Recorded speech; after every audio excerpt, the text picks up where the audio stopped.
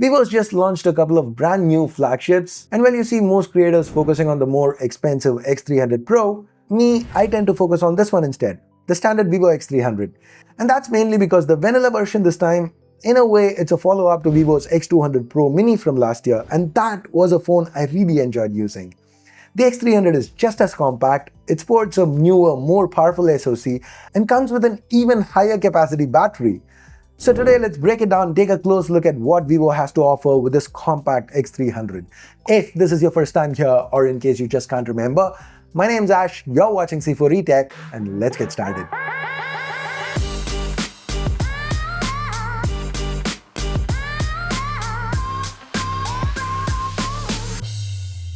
Here's the box the Vivo X300 comes in, with the Zeiss logo and the black fall leather texture. It's pretty similar, it's what we've been seeing from Vivo for a while now. I went for the 12256Q, which is the base. Vivo does offer up to 16 gigs of RAM and a terabyte of storage, just so you know. Now opening up the box, the first thing you see is the X300 itself. I went for the blue SKU. This phone is also available in black, purple and light pink. The light pink, that's a little different from the rest, because with that colorway, the area surrounding the camera, it kind of has a gradient of colors. With the others like my blue, that area is just color matched to your color of choice. And this camera array, it does not protrude a lot. It kind of smooths into the back. I like it. It makes it feel a lot better when you hold it in, say, landscape for gaming. Anyways, I'm getting ahead of myself. Coming back to the unboxing. Next up, there's a color matched soft case, followed by your regular literature, a SIM ejector tool, a USB Type-A to Type-C cable with white accents, and finally a 90-watt Vivo Flash charger. Now in China, when you order this phone early, Vivo also throws in this case that adds MagSafe functionality, which is quite sweet. Now the X300, it's a very sleek phone, it's under 8mm thick, and despite that, Vivo's managed to fit in a very healthy 6040 mAh silicon carbon battery. Now using that 90-watt charger, you can charge it to 40% in 20 minutes and 100% in under an hour. On top of that, you get support for 40-watt wireless charging and reverse wireless charging too, and not just that, when you're gaming, there's support for bypass charging as well. Now in hand, the X300 feels very compact and sleek. The glass back, it's got a matte finish and is very resistant to picking up fingerprints. Now the bezels surrounding the display, they're also very slim, and though the display and the back are both flat, the edges are slightly rounded off and the corners curved. So the phone, it fits nicely in the palm of your hand. It is very comfortable to use. In fact, the feel is very similar to one of my favorite phones from the last year, the OnePlus 13S.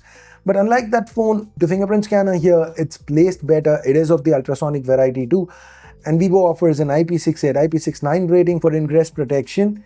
And the USB Type-C port is 3.2 with video out. Sweet. Now to the front, this is a 6.31-inch AMOLED panel with a 1.5K resolution. So for the size, for the resolution, it's very sharp. And then there's 80 LTPO2, which lets you vary the refresh between 1 to 120 Hz. Quite efficient. Now this is a bright panel. Vivo claims 4500 nits for a brightness peak, which is for HDR. We did measure about 1300 nits, which is still bright enough for easy outdoor use. Under low light, for those sensitive to OLED flicker, you get 2160Hz PWM dimming and also an option to enable DC light dimming. Overall, this is a high quality display and it's paired with excellent stereo speakers, so no matter if you're watching videos or playing games, the audiovisual experience on the X300, it's very good. Now talking about gaming, this phone is powered by the latest MediaTek flagship SoC, the Dimensity 9500, and this brings with it about a 20% boost in performance. The benchmark numbers, they're solid, and in a stress test, the X300 did lose about half its performance in just about 4 minutes, which isn't all that uncommon with flagships, especially compact ones storing a MediaTek chip. That said, it did not get too hot. Temps did stay under 45 degrees even after 20 minutes of being stressed continuously. So the X300, it should be able to run most games fine, and with the regular day-to-day, this time, not just in China, even globally, you're going to be getting Origin OS 6 built atop Android 16. Now this is something we've been asking for a long time, and Vivo's confirmed to be providing 4 major Android version upgrades, which is not the best, but it's not bad either. Origin OS, for a long time, it's felt more polished than FunTouch OS, and it's the same here. It does bring with it some quirky yet fun features, like take this for example. From themes, select this flip cards option. You now get to choose a few pictures you want and then select a transition style that you like. And you end up with this kind of a lock screen. So when you move the phone, you get to see the different images that you picked with the transition that you chose. Pretty cool, right? Now here's another feature. When you're in the camera app and choose to shoot high res at 50 or 200 megapixels, you get this AI storyboard option which lets you produce results like this. Just a clean 2 or 3 piece image ready for social media. Do know that some of these AI features do happen off device. Now moving on, when you are taking a portrait shots, you do get a customized beauty mode where you provide up to 10 pictures of the subject you're shooting and get a customized beauty mode that works best for that subject. Also, you can set the phone to automatically remove anyone else in the background, and Vivo's really improved the cutout and move around feature a lot now. It works almost flawlessly.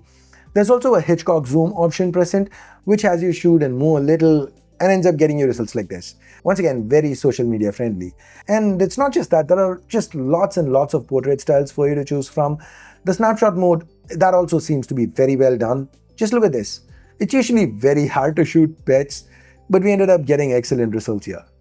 For videos, you get 10-bit log support at up to 4K 120 FPS, and Vivo even lets you use a preview LUT just to get an idea of what the final look could be. I feel the log footage, it's a lot better this year. The actual results were pretty good. And by the way, if you are a beginner and just want a simple grade, Vivo lets you do that right from the stock album app. Vivo's also improved their portrait video this year. Unlike on the iPhone, here you get to shoot 4K 60 and the results look natural. Now, if I had to say something negative about the software, it's just that it's way too feature-packed and it's gonna take a fair bit of time for you to figure out everything that this phone lets you do. And as far as cons go, I don't think that's a big one. Now, the actual camera hardware is pretty solid too.